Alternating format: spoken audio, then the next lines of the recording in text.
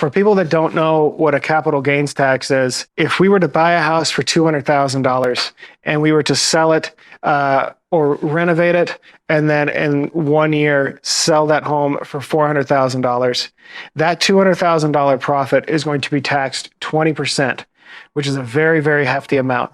Now, what people will do who have gotten into investing is what's called a 1031 tax deferred exchange.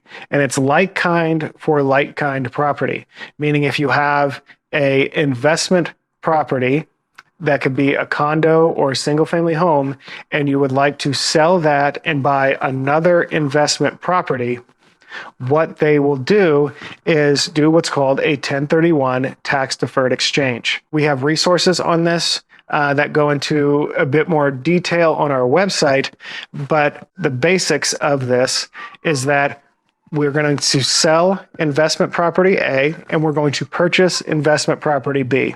We're never going to touch the profits from investment property A.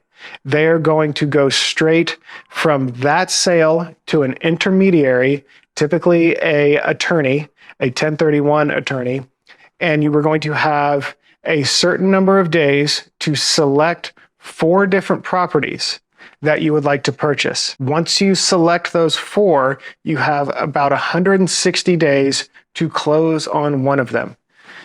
You can buy up to 4 properties with this money, but you cannot go down. Meaning if you have $200,000 in profit, you cannot buy a home for $100,000.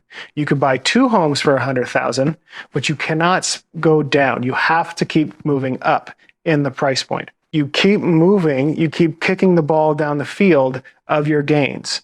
And so we see a lot of people do this where they'll take that profit from one home and then they'll buy 2 homes with the next one. And then they'll take the profit from those 2 homes and then they'll buy 4 homes with the next one. You know, you've seen the guys on Bigger Pockets and all those people are like, I've got 100 doors. I've got 1,000 doors. This is how they do it. They take one and they just keep kicking the ball down the field from those capital gains that they would usually have to pay taxes on.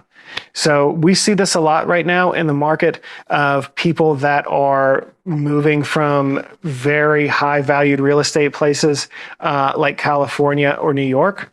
They're selling those investment homes and paying all cash in these more suburban, more rural areas. We've seen this a lot in Asheville. I know Texas saw a lot of that over the last few years as well.